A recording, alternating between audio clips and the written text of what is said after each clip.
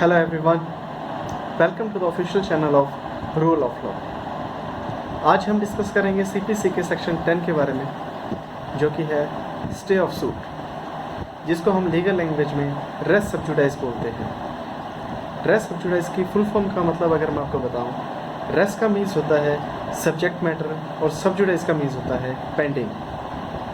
Race सब जुडाइस के meaning के बाद अब हम रीड करेंगे सेक्शन 10 की बेरट लैंग्वेज को, स्टे ऑफ सूट की, जो बोलती है no court shall proceed with the trial of any suit in which the matter in issue is also directly and substantially in issue in a previous instituted suit between the same parties or between the parties under whom they or any of them claim litigating under the same title, where such suit is pending in the same or any other court in India। ये line underline कीजिएगा, ये point, और any other court in India having jurisdiction to grant the relief claimed or in any court beyond the limitation of India established or continued by the central government and having like jurisdiction or before the Supreme Court। तो basically इस बात का मतलब हुआ कि race सब जुडाइस वहाँ लगता है जहाँ पर कोई सूट प्रीवियसली इंस्टीट्यूटेड हो और वो उस कोर्ट में पेंडिंग हो।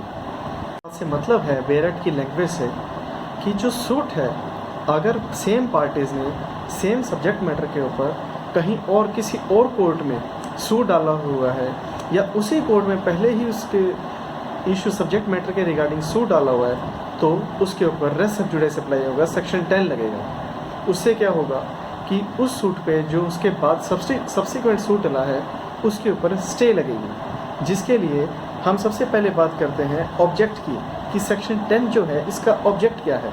ऑब्जेक्ट के रिगार्डिंग एक केस लो है, ज़रूर नोट कीजिएगा, Indian bank versus Maharashtra state corporation market federation limited 1998 supreme court का है, जो कि हमें ऑब्जेक्ट बताता है कि जो हमारा सेक्शन 10 है रेस सब जुडाइस का, कि उसके ऑब्जेक्ट क्या हैं। हमारे रेस सब जुडाइस के ऑब्जेक्ट्स हैं वो टोटल 4 हैं, जो कि सबसे पहला है अवॉइड टू पैरेलल लिटिगेशन, जिसका मतलब है कि which are similar in cause of action, subject matter और रिलीफ इन 2 डिफरेंट कोर्ट्स। इसका मतलब कि अगर सेम सब्जेक्ट मैटर के ऊपर डबल सूट होता है तो उसके ऊपर रेस सब जुडाइस लगता है।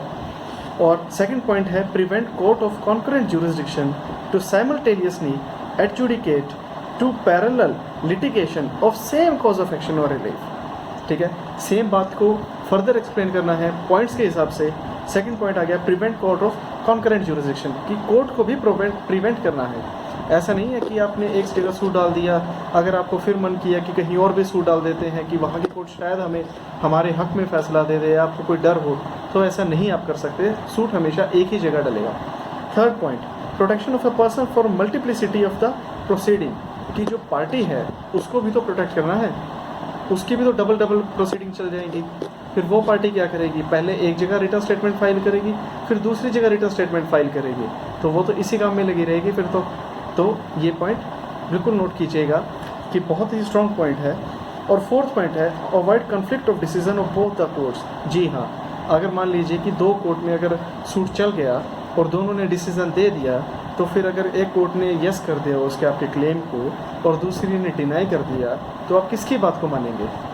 अब हम बात करेंगे कि कुछ कंडीशंस हैं जो कि सेक्शन 10 के लिए इसेंशियल्स हैं, जो कि मल्टीपल कंडीशंस हैं, तो थोड़ी मैं आपके साथ डिस्कस करना चाहूँगा जिसके लिए रेस सब जुडाइस लगेगा। सबसे पहली कंडीशन उसके लिए ये है कि उसके ऊपर 2 सूट्स होने चाहिए, कि रेस सब जुडाइस लगाने के लिए 2 सूट्स होने चाहिए। एक तो होगा प्रीवियसली इंस्टीट्यूटेड और एक होगा सब्सिक्वेंटली इंस्टीट्यूटेड, जो कि प्रीवियसली का मतलब हुआ कि जो पहले डला है, सब्सिक्वेंटली का मतलब जो प्रीवियसली सूट डलने के बाद ऊपर से एक और सूट डल गया, उसको बोलते हैं subsequently. Second point the matter in issue should be identical in both the issue.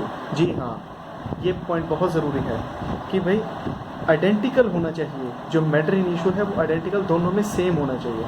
और थर्ड पॉइंट आता है previously instituted must be pending in either the same court और इन न्यू। क्या मतलब कि जो भी हमारा सूट है, जो भी हमारा सब्जेक्ट मैटर है, वो पेंडिंग होना चाहिए। डिसाइडेड के ऊपर रेस सब जुडिस लगता है, उसके ऊपर रेस जुडी काटा लगता है, ठीक है। जो पेंडिंग होते हैं उसके ऊपर रेस सब जुडिस लगता है। तो थर्ड मेजर पॉइंट है हमारा कि वो पेंडिंग होना चाहिए।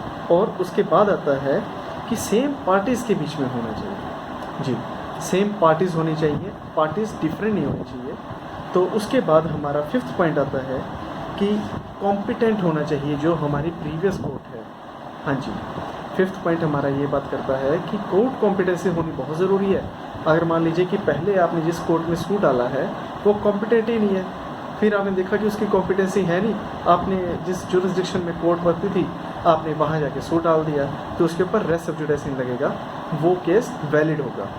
तो जो यहाँ पे आपका प्रीवियस इंस्टीट्यूटेड सूट है वो आपका कैंसिल हो जाएगा, क्योंकि उस कोर्ट के पास जुरिस्डिक्शन ही नहीं है, वो नल एंड वॉइड हो जाएगा। पॉइंट और जो मेजर पॉइंट है वो आता है कि स्टे ऑफ ये जो सूट है ये किस कोर्ट में लगेगा। जी हाँ, किस कोर्ट में लगाओगे आप। आपने पहले भी कोर्ट में डाल दिया, बाद में भी कोर्ट में डाल दिया, किस कोर्ट को बोलोगे आप कि इस पर स्टे लगाओ। सब्सिक्वेंट कोर्ट को, जिसमें बाद में डाला है, कि जो सूट है जो सब्सिक्वेंट कोर्ट में डला है उसी में ही स्टे ऑफ सूट की एप्लीकेशन लगेगी, ना कि प्रीवियसली इंस्टीट्यूटेड सूट कोर्ट में, क्योंकि वो तो कॉम्पिटेंट ही है, उसके पास तो वैलिड है जो केस चल रहा है। जो सब्सिक्वेंट कोर्ट के पास केस है वो इनवैलिड हो जाएगा, उसके ऊपर स्टे लग जाएगा। उसके ऊपर हमारे पास एक सुप्रीम कोर्ट की अथॉरिटी है, तो वो केस लो नोट कीजिएगा, जो कि है GC case, GC case centre and hospital versus OP case private limited, 2004 supreme court की अथॉरिटी है। मैं रिपीट करता हूँ, GC case centre and hospital versus OP case private limited, जो कि 2004 सुप्रीम कोर्ट की है। तो वो क्लियरली हमें मेंशन करती है stay is granted on subsequent suit, not on the previous suit. ये अथॉरिटी बहुत लैंडमार्क है, आप इसको नोट कीजिएगा, जहाँ भी अगर आपको क्वेश्चन आता है तो ये ज़रूर मेंशन कीजिएगा। अब हम बात करेंगे कि जो सब्जेक्ट मैटर है वो सूट में सेम होना चाहिए अगर आपको रेस सब्जुडिस लगवाना है, सेक्शन 10 के लिए, जो कि हमें बताता है कि जो सब्जेक्ट मैटर होगा आपका वो आइडेंटिकली सेम होना चाहिए। ऐसा नहीं है कि अगर उसमें से कोई भी एक हल्का फुल्का पॉइंट भी मिलता है तो आप वहाँ रेस सब्जुडिस की एप्लीकेशन लगा देंगे। आपका जो मेन सब्जेक्ट मैटर है वो सेम होना चाहिए। अगर आपका हल्का सा भी कोई पॉइंट मिलता है तो आपने वो एप्लीकेशन लगा दी कि सर वहाँ भी इसने ऐसी डाल रखी है एप्लीकेशन, पहले सूट चल रहा है, अब इसने क्यों लगा दिया यहाँ पे केस। तो लेकिन सब्जेक्ट मैटर कुछ और था सेकंड केस में, तो वहाँ पे रेस सब्जुडिस नहीं लगेगा। तो सबसे पहले मैं आपको बताऊंगा कि अगर आइडेंटिकल है तो उसके ऊपर हमारे पास दिल्ली की एक अथॉरिटी है, जो कि है मेहता गांधी वर्सेस स्वे पाइप्स की, मेहता गांधी वर्सेस स्वे पाइप्स, जो कि हमारी अथॉरिटी बताती है कि जो हमारा सब्जेक्ट मैटर है वो 100% आइडेंटिकल भी नहीं है तो भी हमारे उस पर रेस सब्जुडिस लग जाएगा, क्योंकि हमारा जो मेन सब्जेक्ट है वो मैच करता है। लेकिन ऐसा नहीं है कि अगर आपने ये अथॉरिटी लगा दी तो इसका मतलब क्या हुआ कि आपका 100% मैच नहीं कर रहा है, ठीक है, तो फिर अगर आपका एक भी मैच कर रहा है तो आप लगा दोगे। लेकिन नहीं, उसके ऊपर भी हमारे पास एक उत्तराखंड की अथॉरिटी है, 2007 का हमारे पास ऑर्डर है, जो कि है मदन मोहन वर्सेस गीता भवन, मदन मोहन वर्सेस गीता भवन 2007 उत्तराखंड, जो कि हमें बताता है कि अगर stay of subsequent suit can't be order, stay of subsequent suit can't be order when only one of the issue was identical, कि जहाँ पे सिंगल सिर्फ ऑब्जेक्ट था वो आइडेंटिकल था, there must be substantial identity of matter. ये line clear करती है कि सब्सटेंशियली आइडेंटिटी ऑफ मैटर भी मैच करती है उस सूट के लिए, अगर वो भी मैच करेंगी तो भी उसके ऊपर रेस सब्जुडिस लगेगा। और उसके बाद हमारे पास पॉइंट आता है कि पार्टीज टू द सूट भी सेम होनी चाहिए। पार्टीज टू द सूट का मतलब क्या है, same parties litigating under the same title, litigating under the same title, title same होना चाहिए। लेकिन उसके अंदर एक पॉइंट और आता है फिर आपके पास, क्या प्रीवियस भी अप्लाई कर सकते हैं, प्रीवियस उसके अंदर कंसिडर होंगे। हाँ जी बिल्कुल होंगे कंसिडर। प्रीवियस कौन होते हैं, जो कि हमारे ब्लड रिलेशन से मैटर करते हैं या फिर लीगली करते हैं। लीगली का मतलब जो कि सेल परचेज में होगा वो भी उसमें कंसिडर होगा। तो अब हमारा जो लास्ट पॉइंट आता है वो आता है कि इसकी एक्सेप्शन भी तो है, एक्सेप्शन क्या है? एक्सेप्शन ये है कि अगर कोई सेम सब्जेक्ट मैटर के रिगार्डिंग अगर फॉरेन कोर्ट में कोई सूट चल रहा है तो क्या वो यहाँ पे रेस सब जुडिस लगेगा? जी नहीं। अगर फॉरेन कोर्ट में कोई सब्जेक्ट मैटर चल रहा है और उसके रिगार्डिंग कोई फ्रेश सूट इंडिया में फाइल होता है तो वो वैलिड होगा, उसके ऊपर रेस सब जुडिस अप्लाई नहीं होगा, जो कि हमारे बेरेट की एक्सेप्शन की लैंग्वेज है। आप एक बार रीड कीजिएगा मेरे साथ कि the pendency of A suit in foreign court does not preclude the court in India from trying A suit found on the same cause of action, कि वो प्रिक्लूड नहीं करता है इंडिया को कि उसको केस को ट्राई करने के लिए।